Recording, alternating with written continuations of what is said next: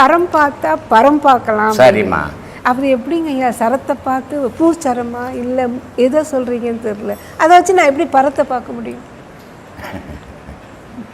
நீ இல்லைன்னா கடவுள் இருக்குதாம்மா?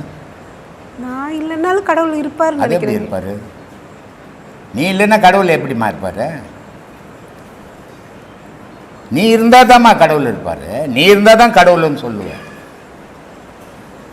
தெரியல. உலகத்தில் மனுஷன் இல்லைன்னா கடவுள் பற்றி யார்? கடவுள் எங்கேயாவது வந்து நான் கடவுள், என் பேர் கடவுள், நான் ஒரு வீடு வச்சுக்கிறேன், பெரிய வீடு கட்டி வச்சுக்கிறேன் சிதம்பரத்தில் அப்படின்னு கடவுள் எங்கே என்ன பேசிக்கிறாரா? இல்லை. அப்போ கடவுள் கடவுள் கடவுள் கடவுள்னு சொன்னது யாரு? நாம அந்த மனுஷன். அப்போ நீ இல்லைன்னா கடவுள் எங்கம்மா இருக்கும்? ஆனால் அந்த கடவுள் எங்கே இருக்கிறான் அப்படின்னா உங்களுக்குள்ள இருக்கான். என்னவா இருக்கிறான்? சரமாக இருக்கிறான். நான் ஏற்கனவே ஒரு வீடியோவில் சொன்னேன், ஆண்டி பண்டு ஆரம் அப்படின்ட்டு. இந்த சபரிமலைக்கு போகிறவங்கள பார்த்தீங்கன்னா சரம் குத்தி அப்படின்வாங்க, நீலிமலை ஏற்றம் அப்படின்னாங்க. அதெல்லாம் தான் காலையிலே சொல்லிட்டேன் நான். நீலிமலை ஏற்றம்லாம் அங்கே இல்லை, இங்கே உடம்புக்குள்ளே இருக்குது. சரங்குத்தின்றதும் பைபிளில் சொல்லுவார், தட்டுங்கள் திறக்கப்படும், கேளுங்கள் கொடுக்கப்படும். அது ஓரமட்டு கதவெல்லாம் தட்டிங்கிறாங்க, அது போட்டோ எப்படின்னா தட்டிக்கினேன். ஆனால் இயேசுநாதர் சொன்னது உண்மை. தட்டு கதுவைன்னா உன்னுடைய மூச்சை கொண்டு போய் உன்னுடைய புருவ மையத்தில் தட்டு, அது துறக்கும், இறைவன் தெரிவான், நீ கேளு கொடுப்பான்னு சொன்னான். இந்த சரமாகப்பட்ட மூச்சு ஆண்டி பண்டு ஆரம். மாலைன்னா தனித்தனியாக இருக்கும், 2 முனை இருக்கும். ஆரம்னா ரவுண்டாக இருக்கும். இப்போ நம்மளுடைய மூச்சு எப்படி இருக்குது? ரவுண்டாக இருக்குது. அது தனித்தனியாக இருந்தால் நம்ம செத்து போயிடுவோம். அப்போது அது தொடர்ச்சி ஆற மாதிரியே இருக்குது. அப்போது ஆண்டி பற்று இல்லாதவன். அதுக்கு ஏதாவது லாபமா? ஒரு லாபம் இல்லை, நம்மளுக்கு தான் லாபம். ஆனால் அது லாபம் இல்லாத நம்மளை காப்பாற்றிங்குது. அதனால அது ஆண்டி. பண்டு பழமையாண்டு, அது எப்போ வந்தது எப்போ உருவாச்சுன்னு தெரியாது. பழமையாண்டு பண்டு ஆரம் தொடர்ச்சியாக இருக்கப்பட்டது. அப்போ ஆண்டி பற்று இல்லாதவன், பண்டு பழமையானவன், ஆரம் தொடர்ச்சியாக இருக்கப்பட்டவன். இந்த ஆரம்ன்றது தான் சரம்னு பேர். இந்த சரம்ன்ற மூச்சை புருவ மையத்தில் குத்தும் போது தான் உனக்கு ஞானம். கடவுள் 10வது வாசல், 9 வாசல் மூடி 10வது வாசல் திறந்தால் மட்டுமே கடவுளுடைய காட்சி தெரியும். இந்த 9 வாசல் மூடி இருக்கிற வரைக்கும், திறந்து இருக்கிற வரைக்கும் இந்த ஒரு வாசல் திறக்காது. அப்போ இதை திறக்கணும்னா இந்த 9 வாசலை மூடணும். இதை தான் அவ்வை பாட்டி சொல்லுது.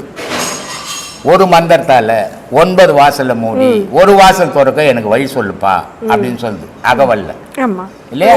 பிள்ளையார் அகவல்ல. அப்போ இந்த 9 வாசல் மனித வாசல், இந்த ஒரு வாசல் தெய்வ வாசல். இந்த தெய்வ வாசல் திறந்தாதான் இறைவனை நீ பார்க்க முடியும். இந்த 9 வாசலால இறைவனை பார்க்க முடியாது. இது உலகத்துக்கு தான் உபயோகப்படும்.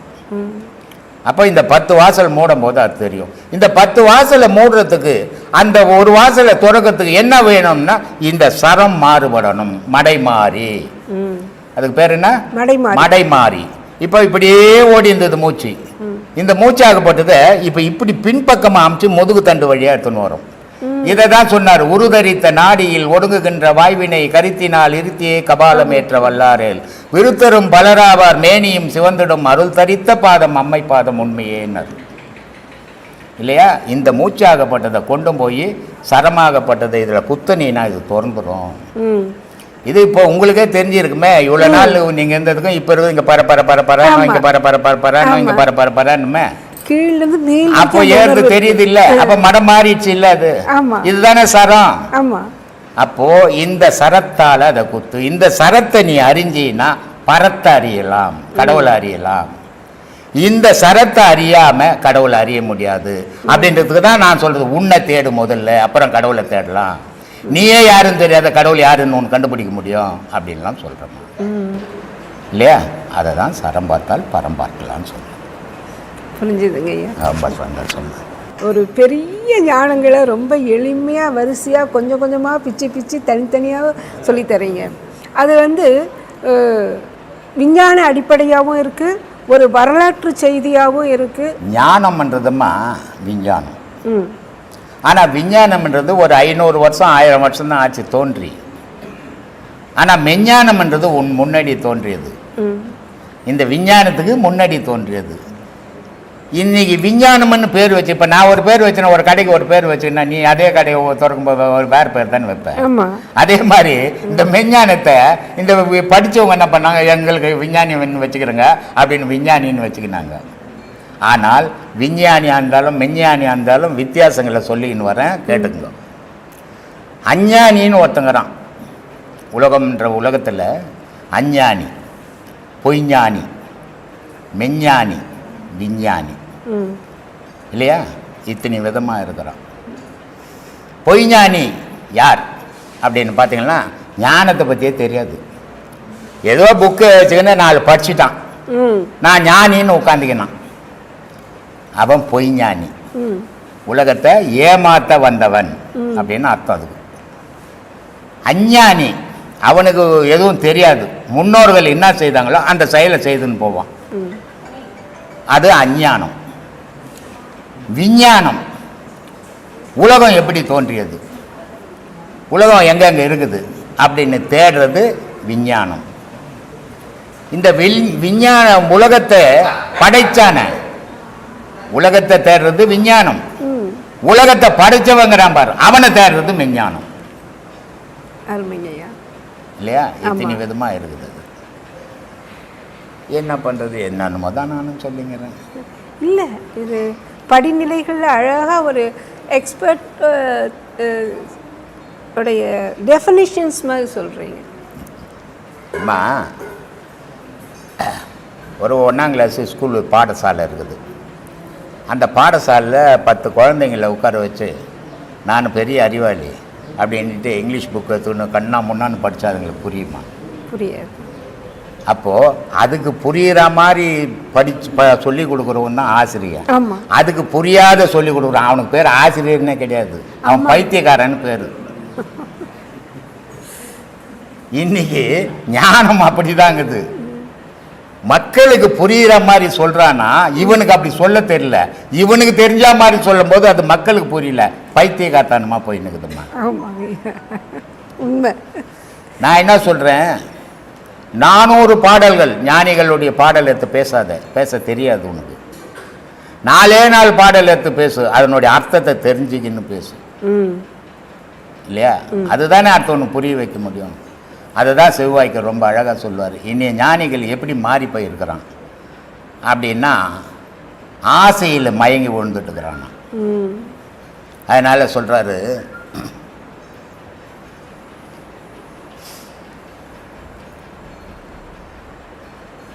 ஆடு காட்டி வேங்கை அகப்படும் மாறு போல். காட்டில் சிறுத்தையை பிடிக்கணுன்னா ஒரு கூண்டு வச்சு அதில் ஒரு ஆட்டுக்குட்டியை கட்டணும். கட்டினா அது கைன்னு கத்திக்கினே இருந்ததுன்னா எங்கே இருக்கிற சிறுத்தை, ஒழிஞ்சுங்கிற சிறுத்தை வந்து மாட்டிக்கும். அதனால் வேங்கையை பிடிக்கணும்னா ஆடு ஓணும், அதுக்கு ஒரு கூண்டு ஓணும். அதனால் ஆடு காட்டி வேங்கை அகப்படும் மாறு போல். மாடு காட்டி என்னை மதிமயக்கலாகுமோ?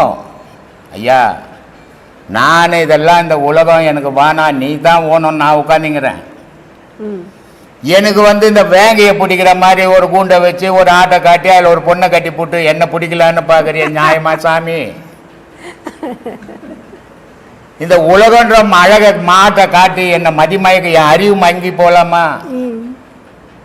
அப்படி போகக்கூடாது சாமி. நான் அதுக்கு இவ்வளோ காலம் நான் பாடுபடல சாமி, அதுக்கு நிறைய ஆளுங்க இருக்கிறாங்க, அவங்கள பார்த்துக்க சாமின்னு சிவாய்க்கர் சொல்கிறார். ஆடு காட்டி வேங்கை எகப்படும் மாறுபோல் கோடு காட்டி என்னை கொன்று மாடு காட்டி என்னை மதிமயக்கல் ஆகுமோ? நல்ல வழியை காட்டிக்கிறேன் எனக்கு, அந்த வழியில் என்னை போகக்கூடாது, இதெல்லாம் என் கண்ணில் காட்டி என்னை மயக்க பார்க்குற எப்படி? கோடு காட்டி என்னை கொன்றுரைத்த கொற்றவா வீடு காட்டி என்னை வெளிப்படுத்த வேணுமே. அதுதாம்மா வெளிப்பட்டு உட்காந்து கிடக்கிறேன். ஆரம்ப காலத்தில் கேள்விகளை நான் கேட்டுன்னு தெரிஞ்சேன், தேடின்னு தெரிஞ்சேன். இன்னைக்கு பதிலாக நானே சொல்லின்னுக்கிறேன். அன்னைக்கு நான் கேள்வியாக இருந்தேன், இன்னைக்கு பதிலாக இருக்கிறேன். இது அத்தனைக்கும் என் திறமையே இல்லை, இறைவனுடைய அருள், அவ்வளோ தான் என்னால் சொல்ல முடியும்.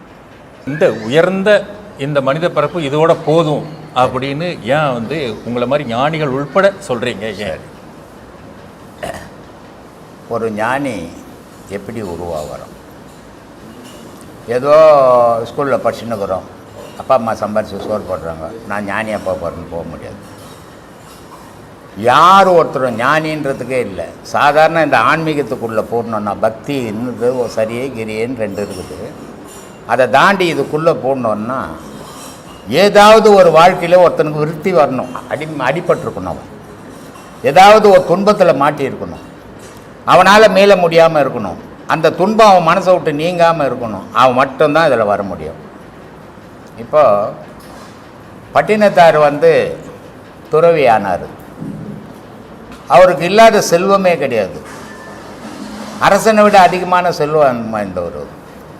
அப்படி இருக்கும்போது அவர் எதுக்காக இந்த ஆன்மீகத்தில் வரணும், ஏன் வந்தார்? அவருக்கு என்ன வறுமை வாட்டிச்சா? வறுமையில் ஒருத்தர் சரி எதுவும் தொழில் இல்லை, சரி நம்மளால் பிழைக்க முடியல, ஆன்மீகத்திலாவது போயிடலான்னு வர்றது சகஜம். ஆனால் பெரிய செல்வந்தர் அவர் எதுக்காக இதுக்கு வரணும் அப்படின்னா அவருடைய வாழ்க்கையில் விருத்தி. எத்தனையோ கோடி செல்வங்களுக்கு தானே அவர் குழந்தை செல்வம் இல்லை, மழை செல்வம் இல்லை. அந்த வாழ்க்கையினுடைய விருத்தி அவருக்கு. அப்போ அவர் என்ன பண்ணுறாரு, குழந்தைய அவங்க அம்மா சொல்கிறாங்க, அப்பா நம்ம வணிக குடும்பத்துங்களில் சின்ன வீடு வச்சுக்கிறது ஒரு சகஜமான விஷயம். அந்த சின்ன வீட்டுக்கு ஒரு குழந்தை பிறந்தால் அது நமக்கு வாரிசாக வரும், அந்த மாதிரி வச்சுக்கோ அப்படின்னு சொல்கிறாரு. அதுக்கு பட்டினத்தார் என்ன சொல்கிறாரு, சிவகலைன்னு பேர் அந்தம்மா அவருடைய மனைவி பேர். அவர் தாய் மாமன் பொண்ணு. அவருக்கு பட்டினத்தார் சொல்கிறாரு, அம்மா நான் ஒரு சின்ன வீடு வச்சுக்கலாம், ஒரு குழந்தையும் பிறக்கலாம், ஆனால் என்னுடைய மனைவியினுடைய மனம் என்ன வேதனைப்படும் அதை யோசிக்க வேணாவா நான், அதனால் எனக்கு அப்படி வேணா, ஒரு குழந்தைய தத்து எடுக்கலாம் அப்படின்றார். அப்போது அந்த தத்து எடுக்கிறதுக்கு யாத்திரை போகிறவங்க, அதுக்கு அம்மா சொல்கிறாங்க சிவஸ்தலம் யாத்திரை போய் வா அப்படின்போது போகிற வழியில் பாதி வழியிலே குழந்தை பிறகுது. அந்த குழந்தை எத்தனை தலைமுறை உட்காந்து சாப்பிட்டாலும் சாப்பிடக்கூடிய அளவுக்கு வசதிக்குது. ஆனால் அந்த குழந்தை என்ன சொல்லுதுன்னா, எல்லா வணிகருடைய குழந்தையும் வணிகம் பண்ண போகுது, நானும் போகணும் அப்படின்னு. அப்போ அவர் சொல்கிறாரு, நான்பா அவங்க இல்லை போகிறாங்க, நமக்கு தலைமுறையாக சாப்பிட்டா கூட குறையாத அளவுக்கு வச்சுருக்குறோம், நீ ஏன் போகணுன்னாரு. அப்படி போகாத நான் சாப்பிட்டா உங்களுக்கு மகன்றதுக்கு அர்த்தம் இல்லாமல் போயிடும். 4 வணிகருங்க பிள்ளைங்க போகும்போது நானும் போனால் தான் உங்களுக்கு மரியாதை அப்படின்னு போகுது. சரி போய் வந்தது. எல்லாரும் என்ன பண்ணான், தங்கம் அதை இதை வாங்கின்னு வந்தான். வர வழியில் சுங்க இலாக்கா மாதிரி திருடருங்க பாதி பிடுங்கிடுவாங்க, மீதி தான் கொடுத்து அனுப்புவாங்க. அதனால் இவர் என்ன பண்ணிட்டாருன்னா, பட்டினத்தாரனுடைய புள்ள என்ன பண்ணாருன்னா, இப்படி பொது பொருளாக எடுத்துன்னு போனால் தெரிகிற மாதிரி எடுத்து போனால் அவன் பாதி பங்கு கேட்குறான். அதனால் விரட்டிலையும் சாணி உருண்டையிலையும் இவர் தங்கத்தை மறைச்சி வயிறெல்லாம் மறைச்சி எடுத்துன்னு வந்தார். இது மற்ற போன சீடர் பிள்ளைங்களுக்கு தெரியாது. அப்போ அவங்கெல்லாம் என்ன சொல்கிறாங்க, எதப்பா என் பிள்ளை இல்லையான்னு இவர் பட்டினத்தார் போய் கடற்கரையில் நிற்கிறார். அவர் இறங்கி போயிட்டார் அவங்க பாட்டியை பார்க்கறதுக்கு. பிள்ளைங்க கேட்கும்போது அவங்கெல்லாம் சொல்கிறாங்க, உன் பிள்ளைக்கு பைத்தியம் பிடிச்சி போச்சியா, ஒரு சாணி உருண்டையும் வட்டியும் வாங்கின்னு வந்துக்கிறான் அப்படின்றார். இவ்வளோ பெரிய பணக்காரன் புள்ளை எடுத்துன்னு போய் தொலைச்சிட்டான், போனால் போதுன்னு இருக்க வேண்டியது தானே. நம்ம புள்ள வந்துட்டான் போதும் அப்படின்னு இருக்கலாம் இல்லையா. பண ஆசை உடல் அவரையும். அவர் என்ன பண்ணுறாரு, அந்த விரட்டியை எடுத்து பார்க்குறாரு, எடுத்துக்கு நேராக வீட்டுக்கு போகிறாரு. எதா அந்த பையன்றாரு. அவங்க அம்மா சொல்கிறாங்க, ஒரு பொட்டி ஒன்று கொடுத்துட்டு போய்க்கிறான்பா, அதை அப்பா வந்தால் கொடுன்னு சொல்லிட்டு கொடுத்துட்டு போய்க்கிறான், என்ன அவனை தேடுற, என்னை தேட வேணான்னு சொல்லிட்டு போயிட்டான். அவன் என்ன வேலை பண்ணிக்கிறான் பாரு, ஒரு சாணி ஒண்டி கோடி கோடியாக எடுத்துன்னு போய் உட்காந்து சாப்பிட்றான், நான் செய்யாத பணத்தெல்லாம் எடுத்து போய் பால் பண்ணிட்டு வந்துட்டான், கோடி கோடியாக எடுத்துன்னு போயிட்டு ஒரு சாணி ஒண்டி வட்டி வாங்கிட்டு வந்துட்டான் அப்படின்னு ஒரு உருண்டை எடுத்து அடிக்கும்போது அதில் முத்து பவளம் ஓடும்போது அவருக்கு ஒரு விருத்தி வருது. இவ்வளோ பெரிய பணக்கார புள்ளை இல்லைன்னு தேடி புள்ளையை தத்துக்கு எடுத்தோம். ஆனால் அந்த புல்லை வணிகம் பண்ணி வந்தது சரி, அது எதுவாவது வாங்கின்னு வந்துட்டு போட்டோமே, நம்ம புல்லை வந்ததுன்ற ஆதங்கம் இல்லையே நமக்கு, பணத்து மேல் தானே போச்சு மனம். அப்போ இந்த பாசன்றதெல்லாம் வேஷம், பணம் தான் முக்கியமாக நம்ம மனம் நினைக்குது அப்படின்ட்டு இதெல்லாம் வேணான்னு தூக்கி போட்டுட்டு அந்த ஓலையை எடுத்து பார்க்குறாரு. அந்த ஓலையில் என்ன எழுதுது, காதருந்த ஊசி கடவழிக்கு வாராது கான். இப்போ கடையில் போனால் துணி தைக்கிற ஊசி விற்பான். ஆனால் அதில் தையக்கடையிலையோ இல்லை வீட்டுங்கள்லையோ வாங்கிட்டு வந்துக்கும்போது அந்த காது அறுந்து போயிடும். அறுந்து போச்சுன்னா திருப்பி விற்க போகுமா? போகாது. அதே மாதிரி உன் உயிர் காதை இருந்து போச்சுன்னா நீ 10 பைசா கூட உதவ மாட்டடான்ட்டு போயிட்டான். அந்த விருத்தி இனி எதுவுமே வேணாம் அப்படின்னு ஞானியாக வந்தார். சரி, அவர் தான் அப்படி வந்தாரா அப்படின்னா உஜினிக்கு போனார். இங்கேருந்து உஜினியில் போய் எல்லா ஜாதிக்காரும் ஒவ்வொரு சத்திரம் கட்டி வச்சுருப்பாங்க அங்கே. சரி, அங்கே போய் தங்கிக்கலாம். உஜினி மத்திய பிரதேசம். உஜினி மன்னன் பத்ரகிரி, அவனுடைய நாட்டில் கோமணம் கட்டிக்கின்னு ஒரு போகிறாரு. எதிர மன்னன் வரான். மன்னன் வரான்னா முன்னாடி எல்லாரும் ஓடி ஒதுங்கணும். ஆனால் இவர் தான் ஞானியாச்சே, இவர் ஓடி ஒதுங்கலை. குதிரைக்காரன் தள்ளுறான், ஓரம் போடான்னு. ஏன் ஓரம் போடணும்? மன்னர் வரான். நான் கொடுத்தாண்டா மன்னர்ன்றார் கோமணம் கட்டிக்கணும். ஏற்றுப்பானா? ஏற்றுக்கல. அதனால் என்ன பண்ணுறான், யார் இவ்வளோ தென்னாவட்டில் ராஜா வரானா பேசுவானா? பேச மாட்டானே. அப்போ இவன் பேசுகிறான்னா இவனுக்கு ஏதோ ஒரு விஷயம் இருக்குது அப்படின்ட்டு விட்டுறாவனன்றார். விட்டுட்ட பிறகு ராத்திரி இப்போ முடிஞ்சது, சாப்பிட்டாச்சு ராஜா. இப்போ ஏன் இப்படி சொன்னானே அப்படின்ட்டு போய் பார்க்கலான்ட்டு இவர் தங்கி இருக்கிற எல்லா சீடரும் படுத்துட்டாங்க சாப்பிட்டுட்டு. இவர் சிவபுராணம் படிச்சுங்கிறார். சிவபுராணம் படிக்கும்போது அந்த ராஜா வந்து எதிர உட்காந்துன்னுக்குறான். ஆனால் ராஜா மாதிரில மாறு இடத்துல அவன் சொல்கிறான், எத்தனை சாமியாராக இருந்தாலும் எத்தனை ஞானியாக இருந்தாலும் பெண்ணுக்கு அடிமைத்தான் அப்படின்னு அவன் சொல்கிறான். அதுக்கு இவர் சொல்கிறாரு, எத்தனை பெண்ணாக இருந்தாலும் எத்தனை மகாராணியாக இருந்தாலும் இரு மனசுடா அப்படின்றார். அது எப்படி இரு மனசுன்னு சொல்லுவேன்? இந்த நாட்டினுடைய ராஜா பொண்டாட்டிக்கு, இந்த ராஜா பொண்டாட்டிக்கு இரு மனசு. நான் அன்றாட வழிபடுறேன் ஈசன், ஈசன் மனைவிக்கு இரு மனசு போட அப்படின்றான். இவன் வீட்டுக்கு போய் குழம்பிட்டான். என்ன இரு மனசுன்னு சொன்னானே அப்படின்னு. அப்போ ராணி வந்தா, என்ன குழப்பமாகறீங்க அரசு, இது மாதிரி ஒரு சன்னியாசி சொல்லிட்டான் அப்படின்னா. அவன் சன்னியாசி, அவன் எத்தையாவது சொல்லிட்டு போவான்னு இவனை ராஜாவை ரொம்ப சந்தோஷப்படுத்திட்டாவும். ராஜா மது போதையில் தூங்கிட்டார். ஆனால் ராணிக்கு தூக்கம் வரல. ஏன்னா குழப்பிட்டு போனானே இவன் யாருன்னு பார்க்கணும் அப்படின்ட்டு இவனை சிறைசாலையில் இருக்கிறார். இவர் போய் பார்க்குறாரு. இது மாதிரி நான் உனக்கு தண்டனை கொடுக்க போகிறேன் அப்படின்னு ராணி சொல்கிறா. சரி, நீ தண்டனை உன் கையால் தண்டனை கொடுக்கணுன்னு இறைவனுடைய இதுவாக இருந்ததுன்னா அதை நான் நாட்டாத்துக்கு போக முடியும் அப்படின்றாரு. அவள் என்ன சொல்கிறா, கழுகு மரம் மேய்த்து அவளை அப்படின்றான். ஏற்று கழுகு மரம் ஏற்று அப்படின்னும்போது இவர் பாடுறாரு, என் செயலாவது யாதொன்றும் இல்லை உன் செயல் என்றே உணர பெற்றேன். பின் செய்த செயல் பாவம் யாதொன்றும் இல்லை முன் செய்த வினையோ இங்கு வந்து மூண்டது. இந்த பிரிவில் நான் ஒரு பாவமும் பண்ணலை, நான் எந்த தவறையும் செய்யலை. போன பிரிவில் செய்த பாவம் பொழுது அது இங்கே வந்து நடக்குதுப்பா அப்படின்னோடனே அந்த கழுகு மரம் எரிஞ்சு போகுது. அவள் பயந்து போய் ஓடிட்டான். அப்போ இந்த சம்பவத்தை பார்க்க வந்த ராஜா, தண்டனை கொடுக்க வந்த ராஜாவுக்கு மனசு தாங்கலை, இவ்வளோ பெரிய உத்தமனா. அப்போ அரசன் சொன்ன சரிதானேன்னா இவன் ஓடனவ போய் குதிரைக்கார மடியில் பார்த்துங்கிறான். அரசன் திருப்பி தண்டனை கொடுக்க போகிறேன்னு சொல்லி போட்டு அவளுக்கு சொல்லலான்னு போனால் குதிரைக்கார மடியில் இருக்கிறான். அப்போ இவன் சொன்னது கரெக்டு தானே அப்படின்ட்டு இவர் தொடர்ந்து எடுத்து போய் அரண்மனையில் அரசபையில் உட்கார வைக்கிறார். இவ எல்லாம் பண்ணிட்டு வந்து என்ன கேட்குறா, ஆண்டிக்கு அரண்மனையில் என்ன வேலைன்றார். இவருடைய கோபம் தாங்க முடியாத அவளை அந்த சபையிலே நிர்வாணமாக்கிறார்.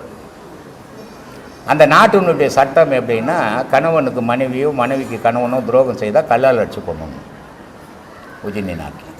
ஆனால் இந்த மாதிரி நடந்த பிறகு இவர் ராஜாவாக இருந்தால் எவ்வளோ அசிங்கம். அதனால் இவர் என்ன பண்ணுறான், குதிரை மேலேயே தந்துடும். ஊர் ஜனம் கல்லால் கொண்டுச்சு. அரசாங்கம் இனி நடத்த முடியாது, அசிங்கமாகி போச்சு. அதனால் இவர் கூட சீடர். அப்போ அவனுக்கு ஏற்பட்ட விருத்தி. அப்போது இந்த ஞானத்துக்குள்ளே வரவனுக்கு வாழ்க்கையில் ஏதோ ஒரு விருத்தி இருக்கிறவன் தான் இதில் முழுமையாக நிற்பான், இல்லாதவன் நிற்க மாட்டான். எனக்கு இந்த ஞானத்தில் வந்ததுக்கு காரணம் என்னுடைய வாழ்க்கையில் ஏற்பட்ட விருத்தி. 5 வயசில் ஒரு படி சாப்பாட்டுக்கு பிச்சை, 5 வயசில் போட துணி இல்லாத நிலைமை, 5 வயசில் எல்லாரும் படிக்கக்கூடிய காலத்தில் நான் படிக்க முடியாத காலம். இந்த விருத்தி தான் என்னை இங்கே இருந்தேன். ஆனால் என்ன ஒன்றுன்னா, அன்றைக்கி நான் கேள்வியாக இருந்தேன், இன்றைக்கி நான் பதிலாக இருக்கிறேன். இவ்வளோ தான் வித்தியாசம். அப்போது வாழ்க்கையினுடைய இந்த ஞானத்தை ஏன் தேடுறான் அப்படின்னா, இதில் என்ன கண்டோம்? இளமை இருந்தது, இடைப்பருவம் இருந்தது. இளமை இருக்கும்போது ஆஹா என்ன மாதிரி யாரும் இல்லைன்னும், இடைப்பருவம் இருக்கும்போது என்ன மாதிரி பலசாலி இல்லைன்னும், முதுமை வந்த உடனே நம்மளால் உட்கார முடியல, எழுந்துக்க முடியல, இது தேவையா? அப்போ இந்த பிறவி எதுக்கு வேணும்? இந்த பிறப்பே இல்லைன்னா நமக்கு இந்த துன்பமே இல்லையே. இப்போது எல்லா குடும்பங்களும் நல்லா இருக்கிறதில்ல. 100க்கு 50 குடும்பம் நல்லா சம்பாதிக்கிறது, புருஷன் பொண்டாட்டி குழந்தை குட்டி சந்தோஷமாக இருக்கிறாங்க. 100க்கு 50 குடும்பம் சம்பாதிக்க முடியாமல் 25 குடும்பம், சம்பாரித்து வீட்டுக்கு கொண்டு போகாத 25 குடும்பம் நரக வேதனைப்பட்டு வாழ்ந்துனுக்குது உலகத்தில். அப்படி படும்போது என்ன ஆகுது? அவனுக்கு இறைவனை தேடியாவது பயணம் பண்ண. எதுக்கு இந்த பிறப்பு? இனிமேல் ஏன் வாழணும்? இப்போ எல்லாரும் பிறந்த உடனே நல்லா ஆகணும். இந்த பார்த்தீங்கன்னா வீட்டுங்களாண்ட வயசானவங்க உட்காந்துப்பாங்க. என்ன பாட்டி எப்படி இருக்கிற? என்னத்துக்கு நான் இருக்கிறேன்? அவன் என் ஓலையே எடுக்கலையே, நான் எப்போ போக போகிறேன்னு தெரியல. ஏன் இருக்கணும்னு சொல்கிறா? யார் வாயா சொல்லுமா? சொல்லாது. ஏன்? துன்பம் அங்கே உருட்டுது உடம்புல. புள்ளன்ற பேரில் துன்பத்தை கொடுக்குறான், பேரன்ற பேரில் துன்பத்தை கொடுக்குறான், மர்மன்ற பேரில் துன்பத்தை கொடுக்குறான், உடலும் நோய் என்ற பேரில் துன்பத்தை கொடுக்குது. இந்த பிறப்பு வேணுமா? இதுதான் இந்த ஞானத்தில் போகிறது காரணம் சார். உறுப்பும் வந்துட்டு உடம்புல வந்துட்டு முக்கியமான பங்கு. பொருள் இருந்து கூட பாரு, அந்த தலையை எவையா பாய்த்து காத்தனமாக வச்சுட்டா இவ்வளோ பெருசாக எடுத்துன்னு போய் ஆர்ட் இருக்குதுல்ல, ஆர்ட்டு அதை எடுத்துட்டு வேறு ஆர்ட் வச்சிடுவான். வச்சிடலாம்ல, வைக்கிறான் இல்லை இப்போ விஞ்ஞானம். மூளை எடுத்துகிட்டு வேறு மூளை வைக்க சொல்லி பார்க்கலாம். வைக்க முடியுமா? வைக்க முடியாது. ஏன்னா உன் மனன்றது அங்கே தாங்குது, உன் அறிவுன்றது அங்கே தாங்குது, உன் ஆற்றல்ன்றது அங்கே தாங்குது, உடலுக்குள்ள இல்லை. தலை வந்து ஒரு டிரான்ஸ்ஃபார்மர் மாதிரி.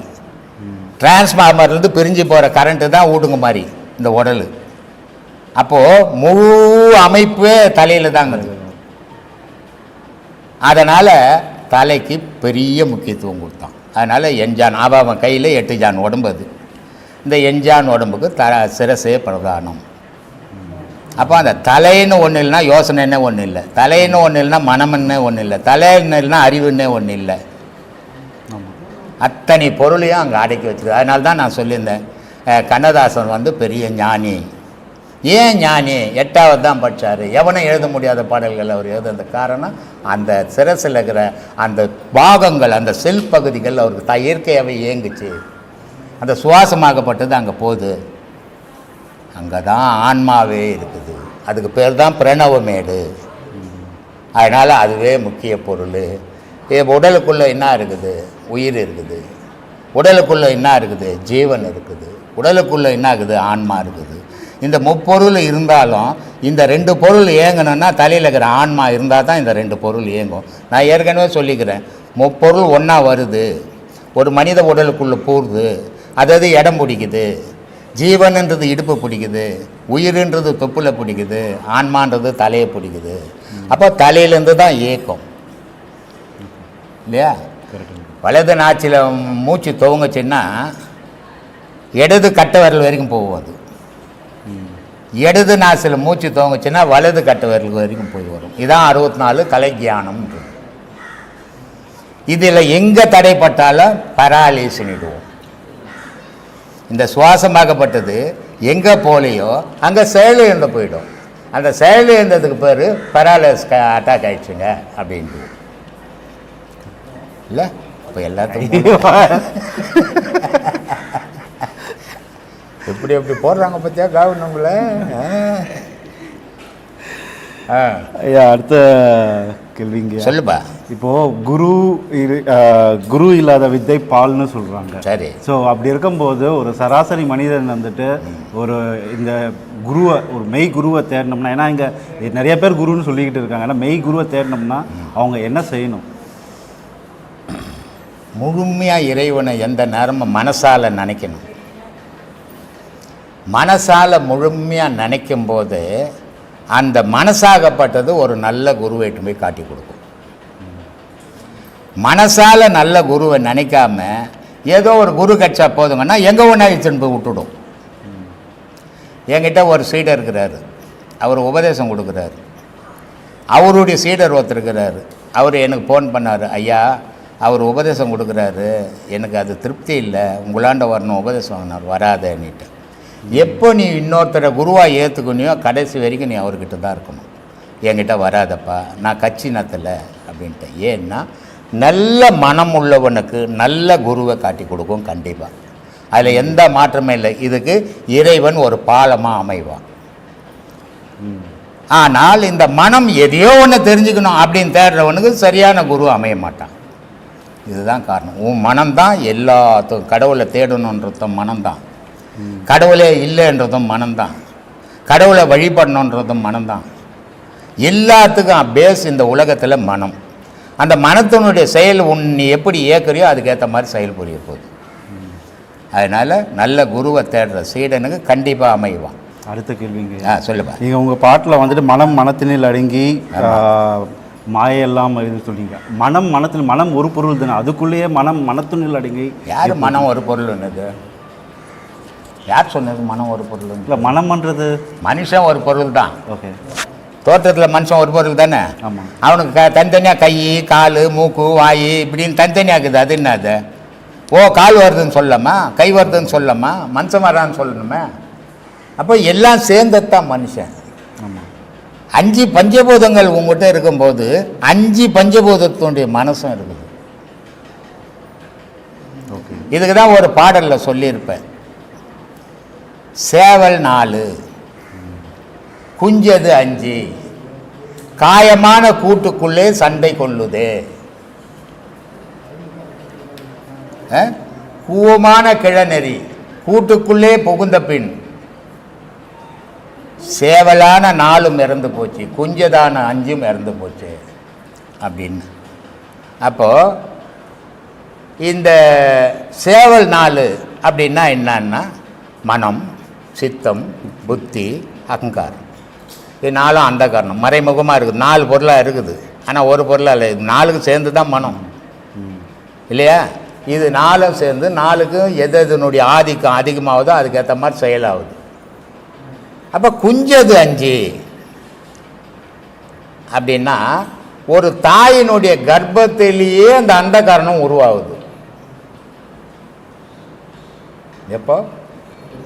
தாயினுடைய கர்ப்பத்தில் கரு உருவாகிறதுக்கு முன்னாடியே அந்தகரணம் உருவாகுது. இது எவ்வளோ பெரிய ஆச்சரியமான விஷயம் தெரியுமா?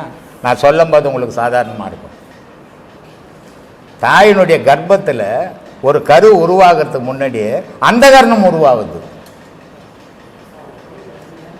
அந்தகரணம் உருவான பிறகு தான் தாயினுடைய கர்ப்பத்தில் உடல் உருவாகுது.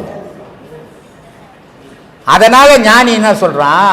அது சேவல்ரா, இது குஞ்சிடான்னா. எல்லாம் யோசிக்கணும். சும்மா இல்லை நான் பாட்டு படித்தேங்க, நான் ரொம்ப படிச்சு வருங்க, வீட்டில் வச்சுக்க படித்தா. அப்போது முன்னாடி வந்தது சேவல், பின்னாடி வந்தது குஞ்சு. அப்போது கூவமான கிழநெறி கூட்டுக்குள்ளே புகுந்த பின் சேவல் 4 இறந்து போச்சு, குஞ்சு அது என்ன கூவமான கிழநெறி அப்படின்னா நாதம் வந்து உள்ள புகுந்ததுன்னா இந்த அந்தகரணம்ன்றது அழிஞ்சி போயிடும். மனம்ன்றது இல்லை. அப்போ 5 பஞ்சபூதமும் இறந்து போச்சு. அங்கே மெய்வாய் கண் மூக்கு 5 செத்து போச்சுப்பா. அந்தகரணன்ற 4 செத்து போச்சுப்பா. ஆன்மா மட்டும்தான்ப்பா நிற்கிது அப்படின்னு. இல்லை இவ்வளோ சிக்கலுக்குதே சாமி. இல்லை, அடுத்த கேள்வி கேட்கலான்னு அதுக்குள்ளே நீங்கள் இந்த பாட்டில் சொல்லிட்டீங்க. அது ஏன் கூவம்? நான் மடிப்பாக்கத்தில் இருந்து வந்துடுறேன். ஐயாக்கிட்ட வந்து 4 வருஷமாக படம் வாங்கிட்டுருக்கேன். ஸோ ஐயா சில கேள்விகள் எனக்கு இருக்குங்க. கேளுப்பா. இப்போது நம்ம இந்த இடக்கலை, பெண்கலை, சுழுமுனை அப்படின்னு சொல்லிட்டு சொல்கிறோங்க. சரி. இப்போ இதில் வந்து எந்த கலையை நம்ம வந்து பின்பற்றினா வந்து நம்மளுக்கு வந்து இறைவனுக்கு நெருங்கிறதுக்கு கொஞ்சம் இதுவாக இருக்கும் ஐயா? நீ ஒரு கலையும் பின்பற்றக்கூடாது. ஏன்னா இடைகலைன்றது என்ன, பிங்கலைன்றது என்ன அப்படின்னு முதல்ல நீ தெரிஞ்சுக்கணும். சூரியகலை, சந்திரகலைன்னு பேர். ஆமாம். இது ஏன் சூரியகலை, சந்திரகலை, அக்னிகலை இந்த 3 கலைகள் இருக்குது அப்படின்னா, ஒன்று வந்து உடலுக்கு தேவையான உஷ்ணத்தை கொடுத்துங்குது. அந்த உஷ்ணத்தை சீராக கொண்டு போட்டு இன்னொன்று சந்திரகலை கொண்டு போகுது. அப்போது இது 2மே இருந்தால் தான் உன் உடல் மிதமாக இருக்கும். நீ பிரபஞ்சத்தில் எல்லா வேலையும் செய்ய முடியும். இதில் இந்த கலை மாறுபட்டு போச்சுன்னு வச்சுக்கோ, சந்திரகலை மட்டும் பின்பற்றி நீ போனீன்னாக்கா அது உடல் குளிர்ச்சியை உண்டாக்கி உன்னை கவுத்துடும். வெறும் சூரியகலையை மட்டும் பின்பற்றி போனீங்கன்னா அது அளவு கடந்த உஷ்ணத்தை உண்டாக்கி கவுத்துடும். அதனால் இது ரெண்டுமே மிதமாகவே வேணும்.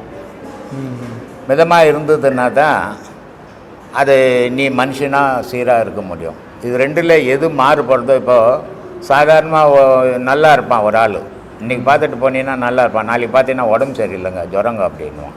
இந்த ஜுரம் ஏன் வந்தது அப்படின்னா இந்த சந்திரகலை அதிகமாக ஓடி சீத்தளத்தை உண்டாக்கிட்டு இருக்கும், அதனால் அவனுக்கு ஜுரம் வந்துட்டுருக்கும். இல்லை நல்லா இருந்தாங்க நேற்றுலேருந்து ஒரே சீதுபேதிங்க அப்படின்வான். இது சந்திரகலை அடங்கி சூரியகலை அதிகமாக ஓடி சூட்டை உருவாக்கி சீதுபேதி ஆக்கிட்டு இருக்கும். அப்போது இந்த ரெண்டு கலையும் இயற்கையிலேயே மனிதனுக்கு சீராக போயின்னுக்குது, யாரும் செய்கிறது கிடையாது. அதை யாரும் மூச்சை வலிச்சா விட்டுன்னுக்குறீங்க, இயற்கையில் நடந்துக்குது. இறைவன் இயற்கையிலேயே உங்களுக்குன்னு ஒரு மூச்சை கொடுத்து அதை உபயோகப்படுத்தின்னு இருக்கிறோம் உலகத்தில். அது உபயோகப்படுற வரைக்கும் தான் நம்ம இருப்போம், அது இல்லைன்னா நம்ம இருக்க மாட்டோம். அப்போது நம்ம கடவுளே அந்த சூரியகலை சந்திரகலை அக்னிகலை தான், மீதெல்லாம் அப்புறம் கதை. முதல்ல நீ உனக்குள்ள கடவுள் இருக்குது, உனக்குள்ள கடவுள் இருக்குதுன்னு நான் சொல்லின்னு இருக்கிறேன். அது என்னன்னா இந்த சூரியகலை சந்திரகலை அக்னிகலை, இந்த 3 கலைகள். இப்போது காளி, நீலி, திரிசூலி அப்படின்னு அம்பாளுக்கு ஒரு பேர் உண்டு. இந்த காளின்னா என்ன, நீலின்னா என்ன, திரிசூலின்னா என்ன, கருமாரின்னா என்ன அப்படின்னு நீங்கள் முதல்ல தெரிஞ்சுக்கணும். கருமாரின்னா இது கருப்பு விதமான கடவுள் அப்படின்னு நிறைய பேர் நினச்சிங்கிறாங்க. அது இல்லை, கருவை மாற்றக்கூடியது. அது ஒரு பெண்ணுக்கிட்ட ஒரு கருவை உண்டாக்கும், ஒரு கழுதையில் ஒரு கருவை உண்டாக்கும், ஒரு குதிரையில் ஒரு கருவை உண்டாக்கும், ஒரு யானையில் ஒரு கருவை உண்டாக்கும். இந்த கருன்ற உயிருன்ற ஒரு கருவை உண்டாக்கக்கூடியது அம்பாள். அதனால் அது கரு மாறி. இவன் கரு மாறினா இவன் கருப்புன்னு நினச்சினா, கருப்பு இல்லை, கருவை மாற்றக்கூடிய ஆற்றல் அதுக்கு தான் உண்டு, அது ஜீவன் பேர். அது அப்போது காளின்னா இது பொருள். திரிசூலி அப்படின்னா 3 நாடிகள், அதான் திரிசூலம். உன் முதுகு தண்டை சுற்றி 3 நாடி போகுது, இடைகளை பிங்களை சுழ்முனை, இந்த 3 நாடி பயணம் பண்ணுது. அந்த 3 நாடி சீராக போகிற வரைக்கும் தான் உன்னுடைய ஏக்கமெல்லாம். இப்போது ஒரு ஆணும் பெண்ணும் புணர்வு பண்ணுறாங்க, அது சூரியகலையில் மூச்சு ஓடும்போது புணர்வு பண்ணால் ஆண் குழந்தையாக பிறக்கும். சந்திரகலையில் புணர்வு பண்ண மூச்சு ஓடும்போது புணர்வு பண்ணால் பெண் குழந்தையாக போடும். இது யாரும் எதிர்பார்த்து இந்த கலையில் ஓணும் அந்த கலையில் ஓணும்னு பார்க்கறதில்ல, தற்செயலாக நடக்கிற விஷயங்கள் இதெல்லாம். ஆனால் மூச்சு தான் பிறப்பை நிர்ணயம் பண்ணுது, ஆனா பெண்ணான்றதை நீ நிர்ணயம் பண்ணிக்க முடியாது. மனுஷன் நிர்ணயம் பண்ணுறதான்றதுனா எவனுக்கும் எத்தனை ஓணுமோ அத்தனை விதமாக எண்ணி எடுத்துப்பான். ஆனால் அது எண்ணி எடுத்துக்கிறது இல்லை, இயற்கையாக நடக்கிறது. அந்த இயற்கையாக நடத்துறது எதுறான்னா இந்த சூரியகலை சந்திரகலை. அப்போது திரிசூலின்னா 3 நாடிகள். நீலி அப்படின்னா அது என்ன, நீலி கெட்டி பொருளும் கிடையாது, தண்ணி பொருளும் கிடையாது. இப்போது ஒரு சாதம் வடிச்சிங்கன்னா, நைட்டு சாதம் வடிச்சிட்டு காலையில் எடுத்திங்கன்னா வடிக்கும்போது தண்ணியாக வடிச்சிருப்பீங்க, காலையில் எடுத்திங்கன்னா இல்லைன்னு இருக்கும். அது தண்ணியாகவும் இருக்காது, கெட்டியாகவும் கல் மாதிரியாக இருக்காது. இந்த விந்துனுடைய நிலை நீலி, அது தண்ணியாகவும் இருக்காது கெட்டியாகவும் இருக்காது. அந்த கஞ்சி தண்ணியினுடைய நிறம் என்னவோ அதுதான் விந்துனுடைய நிறம், விந்துனுடைய நிறம் என்னவோ அதுதான் ஆகாயத்தினுடைய நிறம். அப்போது இந்த 3 செயலை வச்சு தான் நடக்குது. இந்த 2 கலை சந்திரகலை சூரியகலை இது 2லேயும் மூச்சு ஓடாத போது அக்னி கலையில் மூச்சு ஓடிடுச்சுன்னா 4 குழந்தை நல்ல குழந்தை பிறந்திருக்கும், ஒரு குழந்தை அழியாக பிறந்துட்டுருக்கும். திருநங்கை ஓணும்னு யாரும் பெற்றுக்கிறது இல்லை, திருநங்கையாக நான் பிறக்கணும்னு யாரும் பிறந்ததும் இல்லை. இந்த கலையில் ஓடும்போது அவன் புணர்வு பண்ணான்னா அது திருநங்கையாக போயிடும். இது இயற்கையாக நடக்கக்கூடிய விஷயம். இதெல்லாம் புரியாத திருநங்கை ஏன் பிறந்தா, எதுக்கு பிறந்தா, இப்படி அது அந்த அவதாரம் அந்த அவதாரம், மனுஷன் கற்பனை எவ்வளவோ அவ்வளோ வரைக்கும் பேசுவோம் அதை பற்றி. ஆனால் இங்கே இயற்கையாக நடக்கிறது இந்த 3 நாடியை வச்சு தான் ஆண் பெண்ணு திருநங்கை, இந்த 3 உருவங்களும் மூச்சினுடைய செயலிலிருந்து தான் உருவாகுது. இதை புரிஞ்சுக்கணும். அதனால் நீ இந்த மூச்சை பிடிச்சின்னு போடலாமா அந்த மூச்சை பிடிச்சின்னு போடலாமான்னு கூடாது. உன் எண்ணம் எதுவோ அதில் போயிடும். அந்த மூச்சையை அதில் எத்தனை போய் விட்டுடும் ஒன்று. ஓகே. நீ மூச்சையை மாற்றிட முடியாது. எவனாவது மூச்சை மாத்திரன்னா எனக்கு 50 நிமிஷம் இடது கையில் போட்டேன், 50 நிமிஷம் இடது கையில் போட்டேன் நான் மாத்திரான். அதுவே மாறிக்கின்னு வேலை செய்துன்னுக்குது. இதுதான் இறைவனுடைய செயல். நான் செய்கிறேன் எவனும் செய்ய முடியாது. அது நின்று போச்சுன்னா இவன் இருக்க மாட்டான் இல்லையா? நாத்திகனாக இருந்தாலும் ஆத்திகனாக இருந்தாலும் அது இருக்கிற வரைக்கும் தான் இருப்பான். நான் நாத்திகன் இதெல்லாம் கடவுள்லாம் கிடையாதுன்னா இந்த உள்ள இருக்கிற கடவுள் வெளியே போனார்னா இவர் நாத்திகன் இல்லை ஆத்திகன் இல்லை, பூமியிலே இல்லை, அற்ற செயல் அது போயிடுவார். அதனால் இதில் வந்து அதெல்லாம் கிடையாது. உன்னை இயக்கிறது கடவுள். அதனால தான் நான் சொல்லியிருப்பேன், இல்லாத ஒன்று இருந்து கொண்டு ஏங்கி கொண்டு இயக்குவது எதுவோ அதுவே கடவுள். கடவுளை நீ பார்த்தியா? கடவுளை நீ காட்ட முடியுமா? இதெல்லாம் வீண் வாதம், விதண்டாவாதங்கள். இது அறியாதவன் பேசுகிற விஷயம். உன் மூச்சை நீ காட்டிட்டு பார்க்கலாம். நான் கடவுளை காட்டுறேன். உன் மூச்சு என் மூச்சு தாங்கன்னு எடுத்து காட்டு. நான் கடவுள் எதுன்னு நான் காட்டுறேன். முடியுமா? முடியாது. உனக்குள்ளே இருக்கிற மூச்சு உன்னால் காட்ட முடியாது. உலகத்தில் இருக்கிற கடவுளை எவனால் காட்ட முடியுமா? உணரக்கூடிய பொருள் அது, காட்டக்கூடிய பொம்மை இல்லை அது. அதனால கடவுள்ன்றதை உணரணுமே தவிர அடுத்தவனை காட்டுற பொருள் கிடையாது. அதே மாதிரி உன் மூச்சு இருக்குதுன்றது நீ உணர முடியுமே தவிர இந்த பாரு என் மூச்சின்னு கையில் எடுத்து காட்ட முடியாது. உன் மூச்சையே காட்ட முடியாத போது கடவுளை காட்ட முடியுமா? விதண்டாவாதத்துக்கு வாதம் பண்ணுவாங்க, நான் அறிவாளி அப்படின்ட்டு. அறிவாளி இல்லை, இப்படி பண்ணுறான் அவன் முட்டாளுன்னு அர்த்தம். அவனுக்கு உண்மை விளங்கலைன்னு அர்த்தம். ஏன்னா அவன் உண்மை விளங்கி போச்சுன்னா இப்படி பேச மாட்டான் முதல்ல. அதனால கடவுள்ன்றது ஒன்று இல்லை உலகத்தில்னா உயிரினம்ன்றது ஒன்று இல்லை. அது இருக்கிற வரைக்கும் தான் இவன். இப்போ உலகம் மாறி போச்சுங்க. உலகம்ன்றது எது? உலகம் இந்த பூமி, இந்த நிலம், காற்று எல்லாம் சேர்ந்து தான் இந்த பஞ்சபூதங்களோட. அது இயற்கையை பார்த்து. உலகம்ன்றது எது? உலகன்றது இந்த ஜனங்கள், மக்கள், மனிதன் தான்ப்பா உலகம். மனிதன் தான் உலகம். மனிதன் ஒன்று இல்லைன்னா உலகம்னு ஒன்று கிடையாது. இது ஒரு கோள். இது பூமின்றது ஒரு கோள். எப்படி சந்திரன், சூரியன், வெள்ளி இதெல்லாம் இருக்குதோ, கோள்கள்லாம் இருக்குதோ, அது மாதிரி பூமின்றது ஒரு கோள் தான். ஆனால் உலகம்ன்றது யாருன்னா மனிதன் தான். உலகம் மாறி போச்சுன்னு மனுஷனுடைய செயல் மாறி போச்சுன்னு அர்த்தம். உலகம் எப்பவுமே மாறல. வெயிலாக தான் இருக்கும், பூமியாக தான் இருக்கும், மழையாக தான் இருக்கும். ஆனால் உலகம் மாறி போச்சுன்னு பேசுவோம்.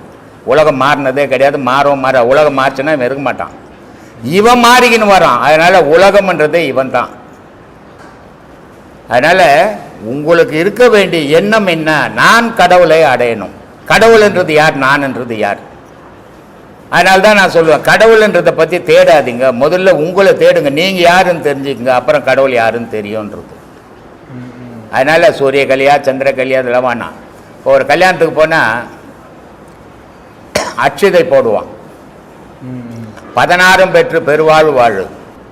மகான்கள் சொன்னான் 16 கலைடா. நான் சந்திர கலை. அது இறப்பு பிறப்பு இல்லாத கலை. அது இப்போ என்றும் 16 மார்கண்டன் கேள்விப்பட்டிருப்பில்ல? மார்கண்டன் என்றும் 16னா இப்போ அவர் எப்பவுமே இருக்கணும். அவருக்கு மரணமே கிடையாது தானே. இப்போ எங்கே போனார்? அவர் இருக்கிறாரா? இல்லை. அப்போ என்றும் 16ன்றது எது? யோசிக்கணும். இதை சொன்னால் புரியாதுன்னு ஒரு அடையாளத்தை காட்டினான். இவன் பேர் மார்கண்டன்.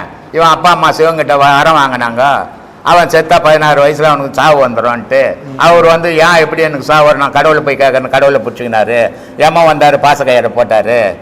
அது சிவங்கயத்துலேயே மாட்டிக்கிச்சு. அப்போ சிவபெருமான் கோவப்பட்டு யமனை எட்டு வச்சார். யமன் செத்து போட்டான். இப்படியெல்லாம் ஒரு கதைகள் இருக்கும். இதெல்லாம் எதுக்குன்னா உனக்குள்ளே இருக்கிறான் மார்கண்டன். 16 கலை எப்போ உன் சுழுமுனையில் நின்று போயிடுச்சோ உனக்கு உலகம் தெரியாது. அது வாசின்னு பேர். அது அந்த வாசியாக இருக்கும்போது அது சிவமாக இருக்குது. சிவமாக இருக்கும்போது அதுக்கு மரணம் கிடையாது. அப்போ மரணம் எப்போ இல்லாத பொருளோ அதுக்கு பிறப்புன்றது ஒன்று கிடையாது. இது எப்படிப்பட்ட வாழ்வுனா பெரும் வாழ்வு. இதை தான் வள்ளலார் சொன்னார், மருந்தோ மருந்து நல் மருந்து நம்முள்ளே இருக்கும் பெரும் மருந்து இறப்பு பிறப்பு தவிர்க்கும் பெருமருந்து கையிலை மருந்துன்னாரு. ஆகாயத்திலேருந்து வந்த மருந்து பார்த்து அந்த மருந்து எப்பவுமே செத்ததே கிடையாது அப்படின்னு விந்துவை சொல்கிறார். இது 16 கலையில் நின்று போச்சுன்னா அங்கே மரணம்ன்றதே கிடையாது, அது பெருவாழ்வு. அதை தான் சொல்லி வாழ்த்துறோம். இவனுக்கு அது தெரியாது, என்ன பண்ணுறான், 16 புள்ள பெற்றுங்க, 16 செல்வம். ஜனாதிபதிக்கு 16 செல்வம் கிடையாது. ஆடு மேய்ப்பாரா பைய, மாடு மேய்ப்பாரா, இல்லை அவர் வீட்டில் கோழி வச்சுக்கிறாரா? எப்படி 16 செல்வம்? எது எண்ணி சொல்கிறான்னு சொல்ல மாட்டேன்றான். நானே எத்தனையோ பேர் கேட்டு பார்த்துட்டேன். இதுதான் 16 செல்வங்கள்.